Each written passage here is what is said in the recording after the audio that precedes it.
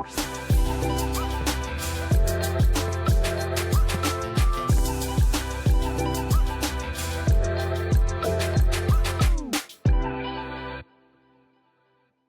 the cable box or the Wi-Fi when it's not working. And plug it right back in, Lord. And sometimes that's all it needed. Little reboot. Thursday reboot. Right. Hi. So thank you for having me. I had to turn my camera off because I can't tell you that I have pants on, because if I did, I'd be lying. So I was like, wait, do I need to look nice? Just from the waist up. Yep. My husband Garfield calls it botcom. Business on top, casual on bottom. That's right. I love that. Yeah. How are you? I'm good. I am excited for this episode. Like, super giddy as we always are. So yes. Let me do a quick intro. And then we'll get started, because I know you have limited time. There. So welcome, Echoes. Thank you for choosing Echoes of a Broken Community Pod. You are the voices, the truths, the community that continues to hold the stories. This is episode 3, and this episode is full of friendship conversation. I'm your host, Tanya J. Lobo, and today we're going to go deeper into what we talked about in our mini pod and kind of what we talked about in the Tanya Squared podcast. We talked about a lot of tender moments and friendship and the heartbreak that comes with certain friendships, sisterhood. What does that mean, especially amongst women, Black and brown women specifically? For me, I feel like friendships are a very sacred space that we should hold for each other. And one of the things that I think that we have in common is, how do we hold space? How do we open up? How do we try again when that space is disrespected? And how do we keep showing up for connections after we've been hurt? It's a spiritual thing, and we've had these conversations privately, and I just want to have you join the conversation with the community, and just bring that to light. Whatever, like I always say, whatever you don't want to talk about, whatever is just pass, or say whatever safe word you want to choose, because it can get dicey, and I get it. So anyway, I want to let you introduce yourself, but I, for the first time, created a little introduction. Oh my gosh, this is going to be a hot mess episode. Because we are a whole vibe together. A whole lot, a vibe, the vibe. Yes.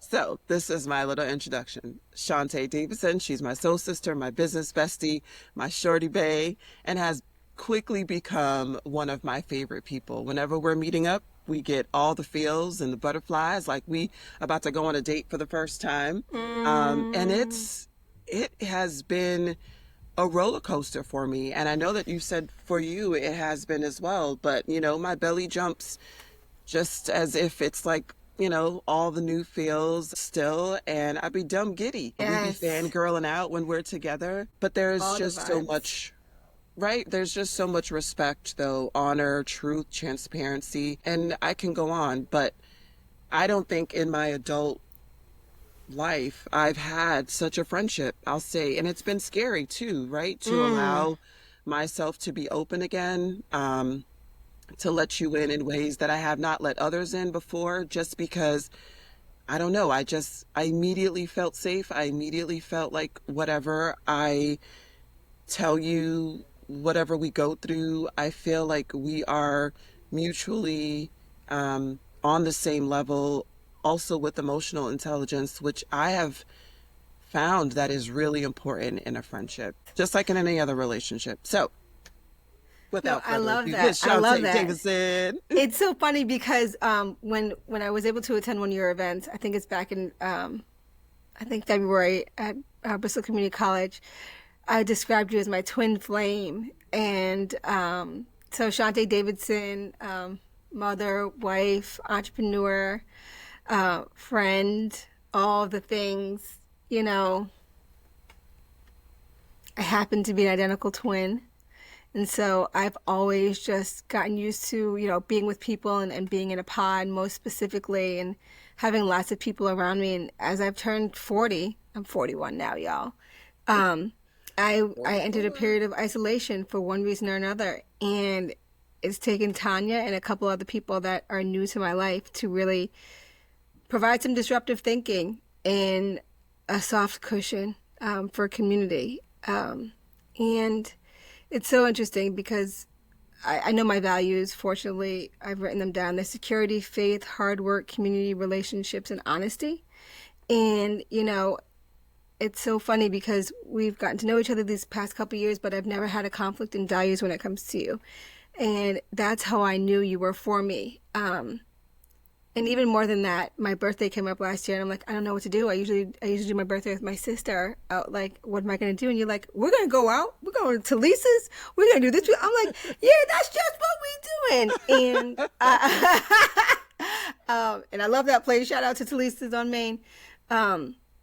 And I just needed someone to lead me, and not only lead me by like taking my hand and showing me, lead me by talking to me, understanding me, feeling me. And I think that's been really helpful for us to just get to know one another and build with one another. Like another quick story. I remember when I met you. We met through a mutual connection for a grant application when grants were all the rage a couple of years ago. And immediately we finished our conversation. We had a very, very upfront conversation, a little tense, and you ended the call. ASAP, and you were like, yeah, ASAP. You were like, I like you. I was like, oh shoot, I think I might have gotten a friend. And I'm just so impressed by you. I feel like you exude community and just the work that you do and the way that you treat people and the way that you bring people in, and to feel like I've been a part of that. It's just been so fulfilling.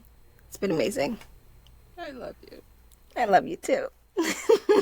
Okay, so how do you define sacred friendship in your life? I know that you talked about, your values and you've written them down, and you're really good at that. You're really good at like making sure that you have a tangible something, evidence to state, this is what I'm looking for. These are my goals.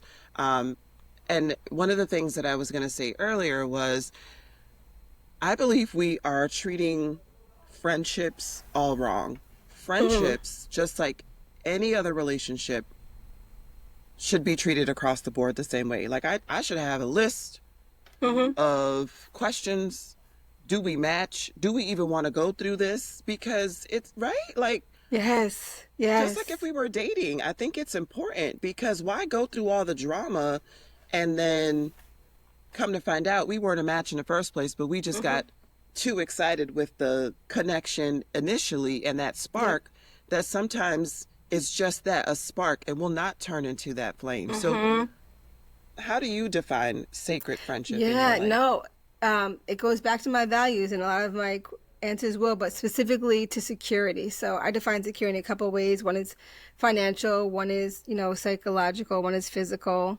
But it's really the psychological connection. Like I've been married for almost 9 years now, which is amazing. We've been together for, wow, I can't remember, and I'm bad at math, so I'm not going to try it. But there's an intimacy, I think, that comes along with a female to female relationship. And I've shared things with you that I've been embarrassed to tell myself, that I would have been embarrassed to say to other people, and was kind of teetering in terms of whether I would say it to my husband. And when I didn't have that body alarm that went off, and she was quiet, she didn't have any reservation, I was like, okay, like this is for me. So first and foremost, for me, it's safety, and I try to provide folks that same level of safety and in a non-judgmental environment, and then also folks that can like push me. I'm a certain person. I can get depressed really easily or feel really blue, and so sometimes, like I remember we were supposed to go to a vision board event a couple months ago. Do you remember that? And I was so gung-ho about it. I woke up that next morning and I didn't even want to get out the bed. And you were like, no worries. And then you sent me my favorite mint chocolate chip ice cream from Cold Stone.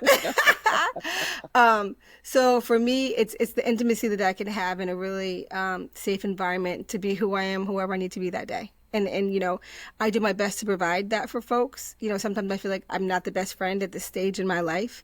But for me, that's what it is. I want to turn that back on you though. Can you answer that same question? I think we're very much aligned when it comes to that. And that's what I was gonna say afterwards was that, I feel like um there have been certain moments that our friendship has just felt like a complete spiritual alignment. Yes. Um because just like you, normally I don't even have to wait for the body alarm. For the moment I see people, my alarm Mm, is like through the roof. mm, mm. And it was shocking to say the least. And I was like, "Where you at, girl? I don't hear you." And it was scary. And we both said it because Yeah. I remember we were texting and I'm telling you, this is like you said, like twin flame, like the relationship just grew so quickly Mm-hmm. and the bond became so strong. But we were And both tight. texting and we were like, I don't even know who's gonna say it first, but I was like, I love you. And you were like, I wanted to tell you. Yes, and then because there was like one day we were supposed to work together, we couldn't work, so we went.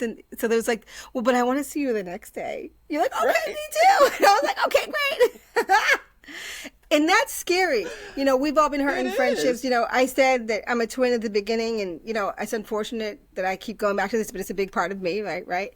And so we don't have a relationship right now. I'm sure that's going to change in the future. And so it's scary to develop intimacy with another person that provides you that same level of coverage. You know what I mean? And so just Yes. choosing to even make a friend and then having a friendship actually work out, like, oh my gosh, this is actually evolving. Right. This is not Right. toxic. Like I'm actually looking forward to this. It's equally scary because It so is. much of life is spent with other people, and you have to make sure you choose the right people. And I'm glad I chose you. Um, I, I I remember we had a conversation one time and and I was telling you, some stuff I won't repeat right now, but the the start of that conversation was me saying how friendships with women, for Mm, me anyways, um, could be even more so an emotionally attached situation than even your spouse. Like you just said, yes. there are things that Yes. you're like hesitant.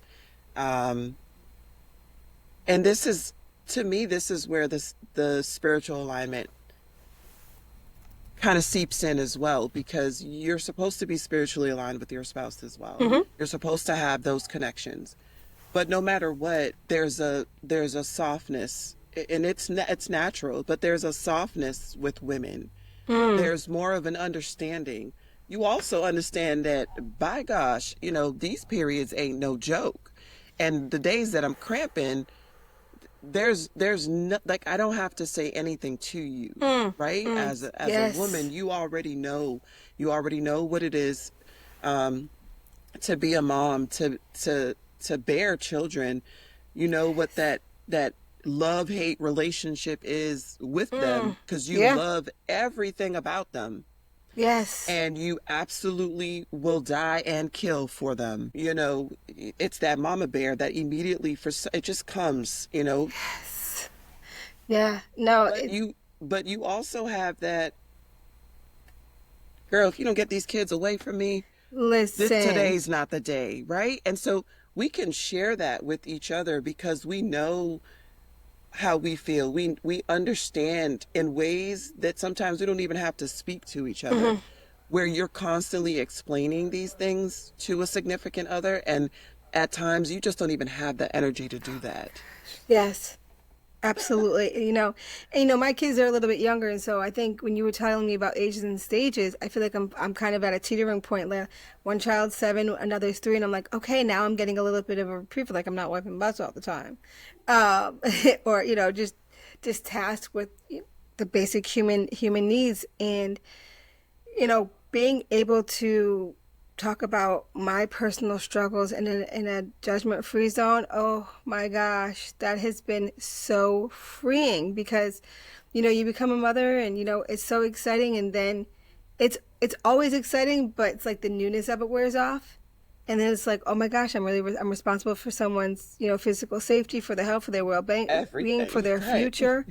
And just being able to talk that through with you, and about how I was scared about a few different things that were happening, and it was just so incredible. And it's actually reframed the way I think about my children, the way I think about parenting.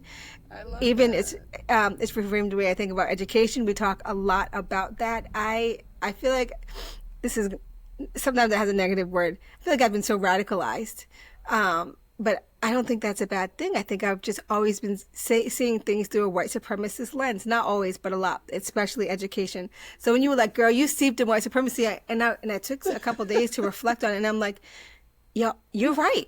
I am. Things do not have to be the way the system has created it. I can create change.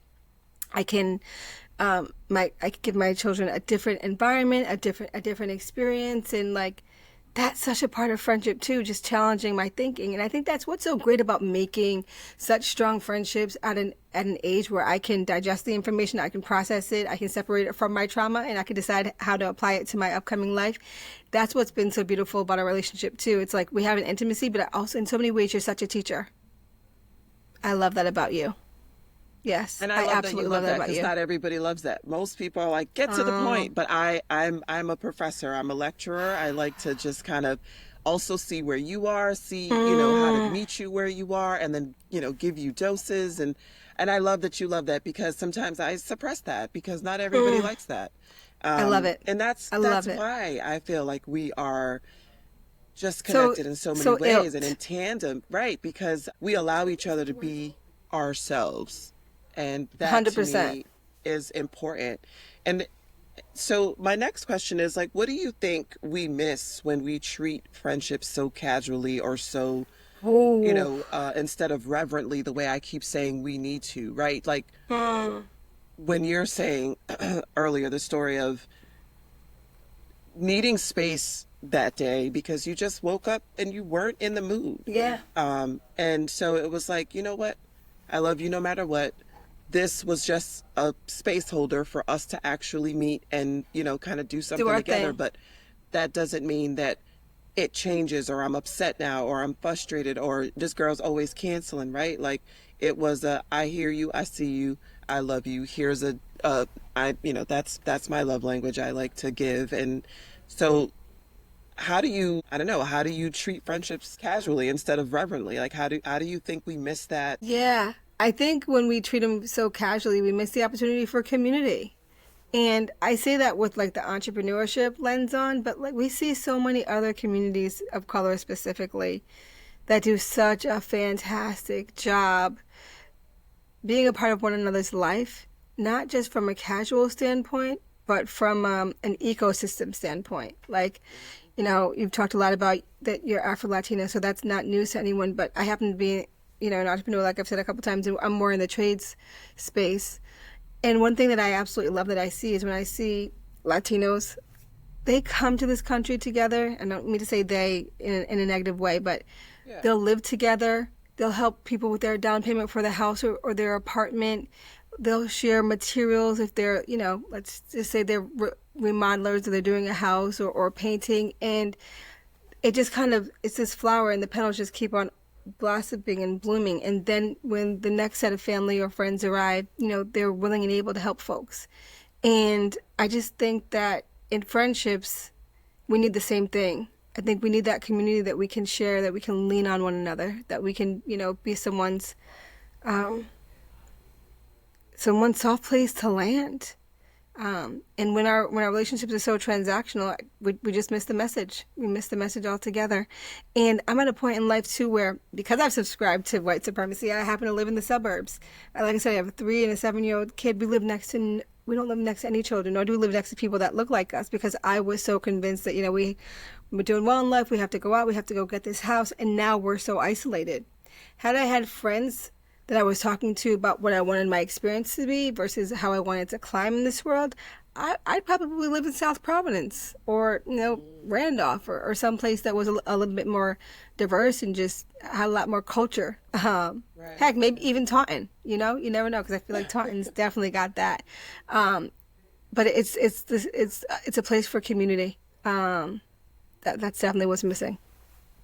Yeah, I agree with you. So what happens for you when the love stops? It Mm. it's no longer mutual. Situation arises. Ugh. How do you work through that in a friendship? Because like I've said several times, you don't just turn around and be like, you know what? Let's get a divorce Yeah. with your significant other. Why is it so easy for us to discard each other? Yes. That's a great question, and it's something that I think a lot about. As a quick sidebar, I didn't talk to my mother for over 20 years. We just rekindled our relationship, I don't know, about 4 years ago because my son kept on asking, like, hey, how come I don't have two grandmothers? Everybody else does, and I have two grandfathers. And so for me personally, I hold bud grudges as a badge of honor. So, like, there goes my nail bud. That's what I get for just showering, y'all. um, and and I don't process the pain. I don't I don't sit with it. Um, and I think that's what I've done in friendships too. So, again, I've talked about my sister. We did try therapy. Shout out to my girlfriend Tanya because she put me in touch with a great therapist. I have my first appointment next Wednesday, April 30th, for a You're new gonna therapist love her. altogether. Oh, You're I gonna was love her. reading her capability statement and I'm like, ooh, I'm ready to move, honey. Um, But I think it's being willing to just have an honest conversation with yourself about what's for you and what's not for you. And honestly, I knew I needed a new therapist, but you encouraged me when you told me, be more open to folks that have hurt you in the past and stop having so much pride around, that wall that you've put up. And so, thank you, sister. Um, but yeah, That's that our that's what killer. happens. That's our Oh, downfall. Is pride. And I feel as though one of the things that we need to do more of is step away from our ego. And if mhm. we were all to step away from our ego, then we would be able to see us and each other Yes. clearer and understand more of the nuances in our lives that make us who we are, and that we'll be able to hold space for each other. Because I remember when I told someone at an event that we were having about Black maternal health that I had had several miscarriages, and their entire view of me was just completely different, right? They understood a little bit more, and the more that you get to know each other, the more nuanced, the conversations are. Mm, We're always so surface that if we can just get a little deeper, we'll yeah. understand that we always say that, there's blood running through these veins and not ice. And there's actually humanity behind the coldness in Yes. our eyes. And a lot of times that coldness is just comes with a complete facade and a Mm, face that we put up because we don't want to be hurt. And so when you say that you're holding a grudge, you're not really holding a grudge. You're sitting in that pain and you yeah. don't want to move Move past from it. that. Right, exactly. So like you, I get blue very quickly. And I Mm, try to pull myself out really, like really fast because I know that I can go down a deep, long, mm, spiraling road. And it debilitates me completely. So I can go days without working. I yeah. can go days just laying in the bed. I just don't want to be bothered or concerned. And a lot of that has come from breaking up. It just is what it is, Yeah. right? Breaking up with people, with individuals that I felt as though, we were on the same page and we were here. And so when you pour into something or someone in such a way and you just get crumbs back, That is hurtful. That is Yes. disrespectful. Let me even say hurtful. That is disrespectful. And in the disrespect comes the hurt. Yes. And one of the deepest forms of betrayal in a friendship is, for me, when someone sees your heart and turns cold against you and begins to discredit you and distances themselves and talks about you. And even though they knew your struggle. And so that messes with me, and that messes with my mental health. So I totally understand how you feel like when you say that you hold a grudge, because you can Yeah. sit in that space. It can For a make you long even time. doubt yourself. Yeah, for a really long time. It can make you doubt yourself, question your worth, turn into yourself in complete isolation, and the people Yeah. around you have no idea. They None. have no idea. No. And it is very lonely, very lonely. Well, That's it's the so part funny we because the don't first, talk about. Yeah. no, we don't. I times like double dutch for me. Sometimes I apologize. No, that's fine. But that day when we first met, you were like, "I like you." I was like, oh, "She picked me," and then it was so much more than that, you know. But like, I was such in a spot where I was like, "Oh, okay," like, you know, I have worth. I'm valuable. And then like we got to know each other and had things in common, and we're working towards a lot of the same goals in a different way, and had vision and had purpose. And I was like, oh, like this is what this is like. I feel like you as a friend has just been just discovering what the best of life has to offer.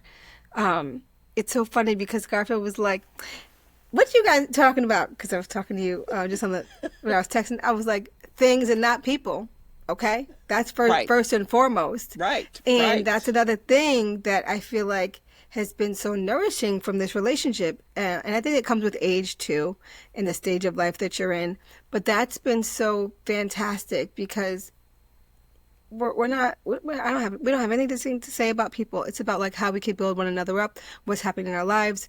I think you especially hop into solution mode very quickly. I need to process things a lot better, and but he's like, you over there giggling and your heads are moving a million miles a minute. I'm like, mind your business, Right. sir. Um, and so it's so funny how like it can evolve from like, oh, pick me to, oh, wow, there's real intimacy here. And this is the point of connection. And then the connection grows. So I yeah. want to say that the solution part of me is just the trauma, right? We don't have time to Mm, sit and think about and process, because the next thing is coming and the next issue is coming. And if you sit in this, then the mm, next thing is going to pile on. And now you're trying to figure out 5 or 6 things versus just that one thing. I don't find it a good trait or quality. I'm very neutral about it at this point. mm. Initially, I was very proud of it because I was like, oh, I could fix anything. But then understanding and learning more about why that's in me, it's Right. in me because I've had to hustle for a very long time. It's Mm, in me because when my parents got divorced and it was just me and my mom, I had to figure things out. And a lot of right. times it would be like, the check's on the table, bring it to the landlord. Well, where is the landlord? Where? I don't I don't know, right? And then it soon became, do Absolutely. you know how to write a check? Write a check. Go get a money order. Go across the street, get a money order, bring it to so and so. Um, I remember, and my mother's gonna kill me, as her and I be fighting over this podcast already, because she's like, "What if I don't want you to tell the story?" Don't be Well, telling my business. right, our stories intersect. So at this point, it is what it is. I'm ready. I'm ready to lay it all on the line. I'm here But for it. I sent I was in high school. I was a sophomore. I'm pretty sure. Yeah, I was a sophomore, and she asked me to go get a money order and send it to the landlord. So I did exactly that because I already know how it works. Got the money order, sent it to the landlord. Landlord calls a couple days. I have not received it. Well, here's the receipt. I clearly got it. I sent it. And so because I went with a friend and I technically wasn't supposed to, for my mom, I was distracted and I probably didn't Mm, do it right, or I sent it to the wrong place, or whatever may have occurred. And until this money order was found, I was in trouble because I lost the crucial rent money. money, Yeah. funds, right, that she could not make up that quickly, and was at the mercy of this landlord. Come to find out, the landlord was having all of her mail forwarded to a PO box or whatever, Mm. and got a whole stack of mail late and whatever happened. So it wasn't even my fault. But I say that to say that in that time frame, it was me trying to figure things out all the Yes, time, constantly. all the time from a very young age, trying to figure out how I can help. How, like, we got to pay the rent, we got to Yes. pay, the light, we got to pay whatever. And I wanted the cell phone and I wanted all the things. And it was like, how do I figure, I need to figure this out. Lied on an application when I was 15 and To get said a I was job. 17 to get a job. But I always look, mature, Yeah. older. I can say the things Beautiful and people is look what you meant right. to say. And people will be like, okay, And at 15, I was working on Mass Ave at, some customer service place that was big at the time. Good And for I was you. taking them calls, girl, and I was making that money. I know you And was she too. was, they were paying good for it, Yeah. and I would do all the things. And my mother was just like, well, you're figuring it out. And I have continued to just figure it out when there's a Yeah, but it's such a problem. response. But it is. And so I'm learning not to. I'm learning to process as well. I'm learning to sit in it because I feel as though that has traumatized me more. Yeah. And like these days, through my problems, you know, I'm like, well, God will take care of it. Yeah. No. He gonna find a way in his Yeah. time, and his time is not my time, and I'm sleeping through it, and I'm not gonna sit here and worry about it because I've done that. And I've always seen him come through. Mm. And I'm a person of what I think is great faith. And I try to exercise that more these days, more than I used to before. As I, Yeah. and I'm older. So I'm understanding that relationship is important too. Yeah. No, I love that because I feel like that's something that I've seen you like literally sit in is your faith. Like there's been conversations we've had and I'm like wound up like, oh my God, what's gonna happen? And that's from my security issues with that value, right? And you're like, oh baby, it's gonna work out. Don't you worry. And I'm like, okay, Google, stop. Lord, Google, listen to us. That's the alarm. Like, hey, 15 minutes, go grab those kids. So sorry about that. That's Um, okay. and I've kind of looked at you like, oh my God, Tanya, like how can you be so calm? You're like, it's gonna work out, and it has. Like I remember even from a business standpoint, 3 weeks ago, I feel like I was in the pit of despair. I wasn't sure what was gonna happen.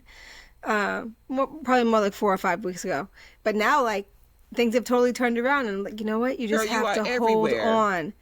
Fortunately, You are everywhere, things are Miss going well. Tanya Dive. you know, but by the grace of God, it's so funny. Yes. The reason why I know my values is because in 2019, I was in the industry space at that point for almost 6 years, and I just got sick of being me. When I say sick of being me, I was always the only person of color in the room. I was usually the only woman, and I was always the only woman of color. I call And it the brown dot in the sea of white. oh man, and That's what I like always am. literally, and I'm just Yeah. like, I thought I'd wear my hair big too, like just to kind of stand out even more. But I didn't want to run from this industry. I had ran from a different industry about 5 years prior for the same reason. The long and short of it is I hired a career coach. And I think I've shared this with you. But it was an 8-week program. I wrote out my vision for my life. I still read my vision once a month. And in fact, in that vision, it talks about me wanting to basically do road shows and go on the road and teach people about energy efficiency. I write my values out. I wrote my mission out. And so much of that was written in 2019, but it's like come to fruition in 2025. So it's so funny because a couple of people have been like, you're everywhere. I'm like, yeah, I manifested this with God's help. Like I manifested this. Yes. And it couldn't have come at a better time for me because I needed to know there was more. And I also think because community is such a value that I hold dear, and I think community is the number one value out of all 6 of my values. I feel like I do a really good job of wanting to bring people to be a part of this journey, and then by virtue of it, bringing people along. But I don't, this is about friendship, not work. But I do appreciate you saying that I'm everywhere because it's helping us grow the business. The visibility is helping us win contracts. It's helping us secure funding, and ultimately it's helping us become solvent. So thank you for that. Yeah, and we're kind of the same in that way too, where it's just like, no, I don't, hi, no, Yes. but we know that that's what needs to be done, right? Yeah. And you're always telling me like, you're so good at social media. I'm like, You're girl, so good. I had to learn how to do this. Take the picture, talking, sitting, writing, doing whatever. It might not be what you need right now, but later on, you might need to do a post or this, to that, and the other. And I've kind of got hip to the game just by seeing and watching other businesses. And Yeah. I'm always researching and studying. How are you growing? How are you growing? And by default, as we're talking about friendships, baby, as you grow, I grow, because the more Oh, people you're connected to means the more people yes. I'm connected to. So For every single sure. time you grow, and I'm like, yes, baby, we make Yes. it, because I'm a tag, I'm it too. Every time, every time. And, Right? one thing that you said to me one night, and I was like, oh, thank you. You were like, girl, you sell me better than I sell me. And I was like, really? Girl, let me practice my pitch for you. Okay.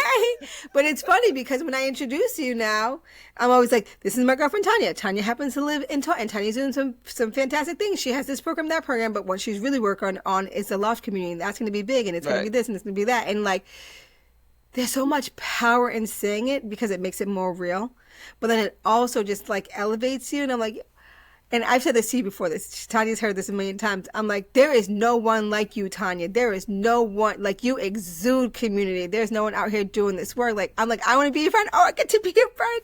It is such a privilege, just because you exude community, which happens to be my number one value. But there's a thought that I want to just go back to your mom, when your mom was like, girl, don't be telling them on the business, yada, yada, yada. I grew up, so my mom would be like, what happens in this house stays in this house. And so I've always shied away from social That's a media from very that. cultural thing. And so I'm like, nobody should know what's happening in my business. No one should know what's happening in my life. And I have people like, you better put that on social media. You better use that as an opportunity. So thank you, because again, it comes back to the disruptive thinking, and also making amazing friends later in life. You're not in the echo chamber anymore. That's right. It's like And I it's think, so liberating. and I'm going to. This is a narrative that you kind of talked about when you said that you moved into the suburbs. Mm. But this is also a narrative that a lot of Black folks are having conversations on right now, because it's like, are you a sellout? Are you not a sellout? Right? Mm. And I'm gonna tell you, I believe very strongly that the reason why I am different, um, and this is going to be a little controversial, but hear me out. Even to myself, even to me telling you, girl, you're so steeped in white supremacy, but we all are to some extent. Yeah, All of that respect. to say, I believe that me being able to live in a culture and in a different space than just with Black folks, than just with, Mm. Hmm. Latinx folks, like, it has allowed me to think differently. It has allowed me to be like, who Mm. cares? Yeah. We, out of survival, have always said what happens here stays here, right? Yes. But out of that has also come secrets, bad Mm. secrets, bad secrets. Very bad Comes secrets. with The trauma. molestation, familial molestation. And this, I will put a trigger warning um, to our audience. It has come with abuse, emotional, physical, secrets, right? And there's a lot that goes into it. We don't have a lot of time for today. We might make this a double pod and record a second, because I think there's a lot of nuance that I we're feel going like to we're get getting into. we're cooking now. Right.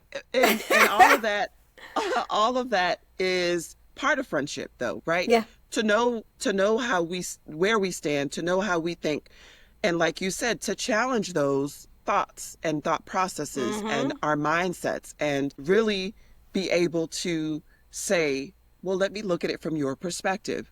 But being in initially at the time was really heavily um, a suburb. It's a little bit more diverse now, but being in Milton allowed Yeah. me to really see things from a different standpoint. Um, Mm. it really allowed me to see that it's okay to dance in the rain. And Mm. this is something that is very cultural. This is It something that is is. My cultural mom to would be the like, "You're gonna smell like a Caucasians. dog. Get out of here with that. You get in here. It's Right. raining." Mm-hmm. Right. But if we know one thing, I mean, girl, they know how to have a good time. Yeah. And we do too, right? Yeah. It's a different. But we are segregated in our good time. Yes. We can only have a good time like this. It doesn't matter what, right? And for me, I've always been an open book, and people around me are like, girl, you're going to get hurt that way. And I'm like, no, I'm already hurt if I'm doing it your way Mm. because I'm so closed off to the world and everything about it. And I'm never going to live a full And thriving and life. amazing life if Yeah. I'm not thriving. And I'm not thriving because I can't even change my mindset to say, I'm going to go sit out on this grass and Right. just tan. Right. And I've just literally had people be. like, you're outside tanning. I'm outside tanning. I'm okay being in the sun. I'm okay singing in the mall. I'm okay being stupid, like Mm. what they call being stupid or being childish or whatever. Like, even now, a lot of adults, like, are you ever going to grow up? No.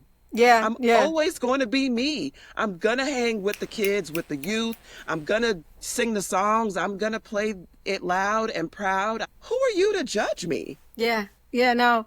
And I love that. And because I live vicariously through you, because I remember when you went to the Taste of Taunton and I was like, oh, how was it? You were like, girl, the kids were calling me a big back or something to that. And I I had don't to even go to care, Urban girl. Dictionary. I'm like, what's a big back? I would have known otherwise.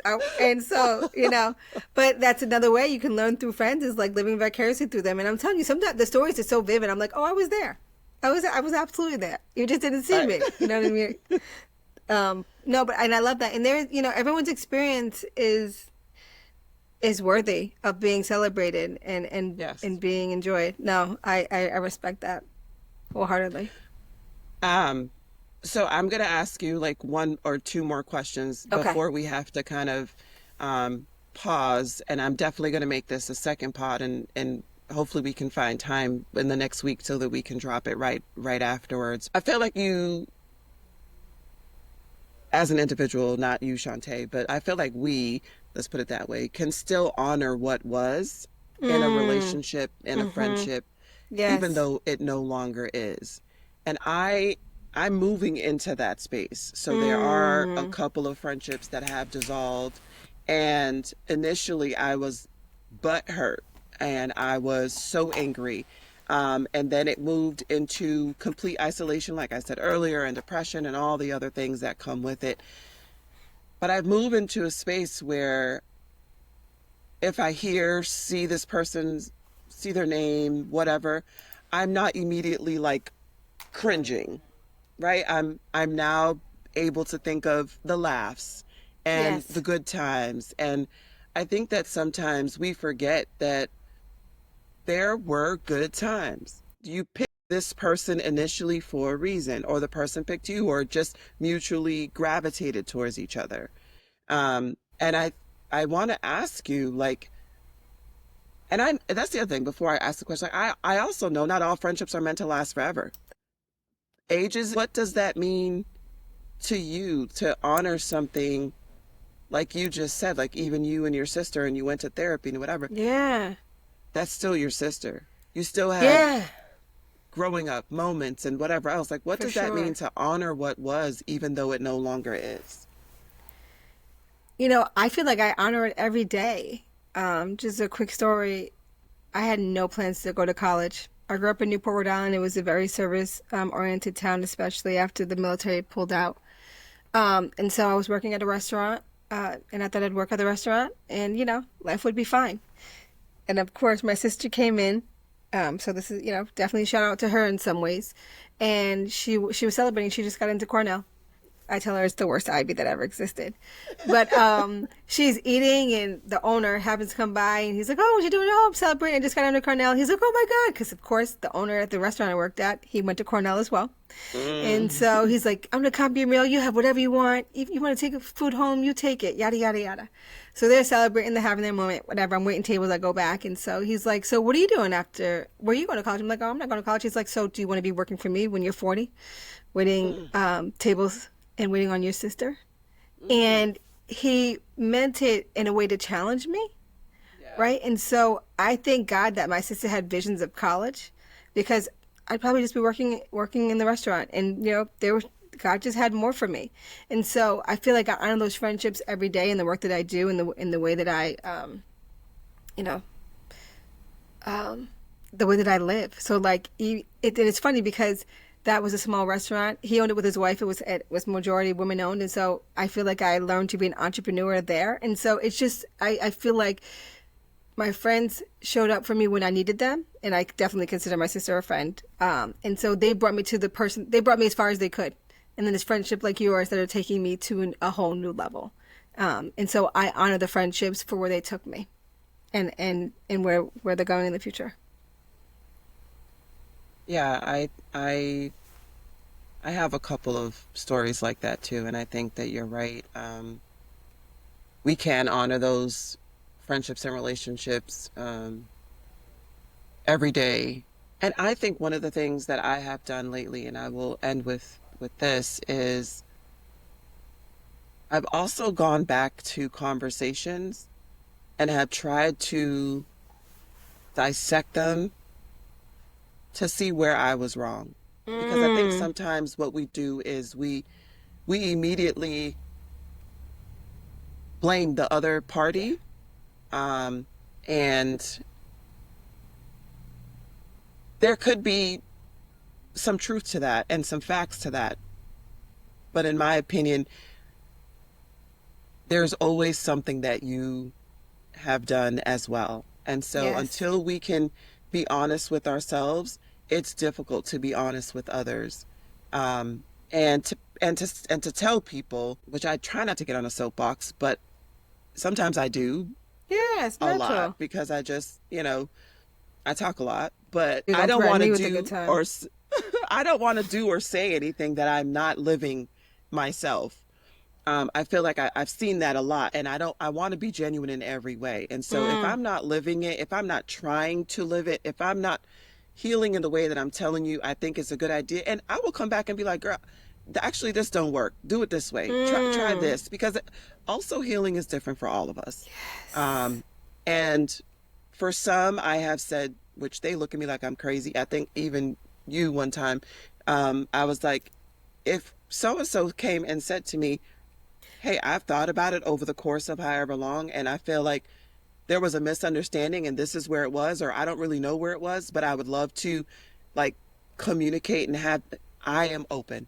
Yeah, I was so shocked. I was People gobsmacked, and I was like, change. "Wow, yeah, People grow. And if we're telling our youth and our children that we are all growing and we are all in a space and should have space to evolve, then what are mm. we doing holding grudges and hating on each other? Yeah, They're watching yeah, us. And as you're sitting there saying, hey, listen to me because I have wisdom, how stupid do you look yeah."